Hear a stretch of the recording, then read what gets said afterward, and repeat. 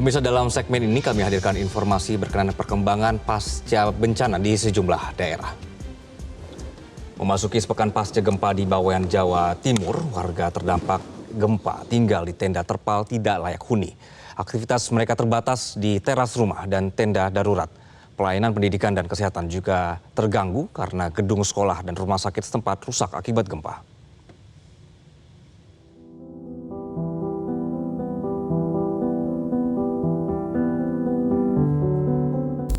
Lebih dari 300 kali Pulau Bawean yang berada di Jawa Timur ini diguncang gempa yang berpusat di timur Laut Tuban.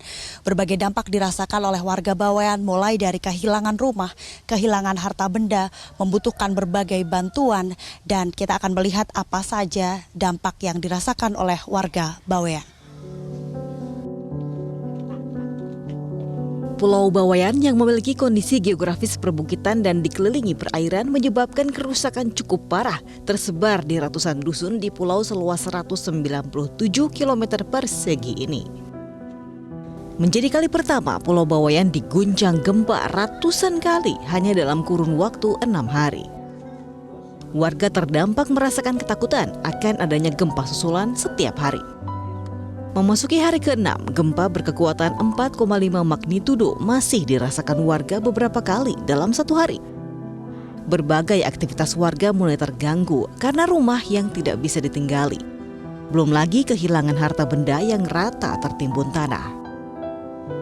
Ada pula warga yang mulai sakit demam dan diare karena harus tinggal di tenda berdampingan dengan kandang ayam. Kesedihan yang mereka rasakan, salah satunya setiap malam mereka harus beristirahat, tidur di bawah terpal dan juga hanya beralaskan tikar tipis.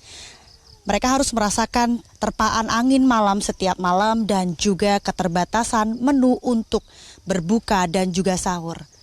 Namun hal ini yang kemudian mengeratkan mereka semakin guyup karena setiap malam mereka harus tidur bersama di bawah terpal sebagai tenda darurat, sementara rumah mereka roboh dan tidak bisa ditinggali. Tidak hanya beristirahat, sudah menjadi kebiasaan seluruh warga terdampak melakukan semua aktivitasnya di tenda-tenda pengungsian. Khususnya beragam aktivitas di bulan Ramadan, mulai dari sahur, berbuka, hingga tarawih, warga guyup dan rukun di tengah keterbatasan yang mereka lalui. Berbagai bantuan mulai dikirim oleh pemerintah kabupaten melalui pemerintah kecamatan hingga kepala dusun.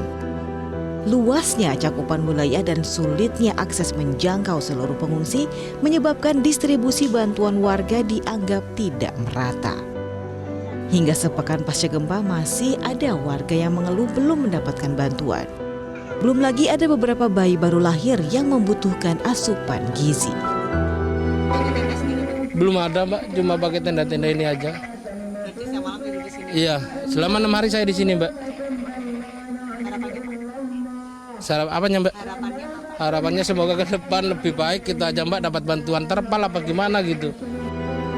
Tidak hanya itu, beberapa sekolah yang rusak, gedung rumah sakit yang tidak berfungsi normal, atap roboh, dan berbagai kerusakan lainnya menyebabkan pelayanan pendidikan dan kesehatan terganggu. Pihak rumah sakit harus menjadikan tenda darurat menjadi tempat unit gawat darurat dan seluruh pasien rawat inap dipindahkan ke luar gedung dan di teras rumah sakit. 2 hari berkeliling di Pulau Bawean melihat bagaimana dampak yang dirasakan oleh warga.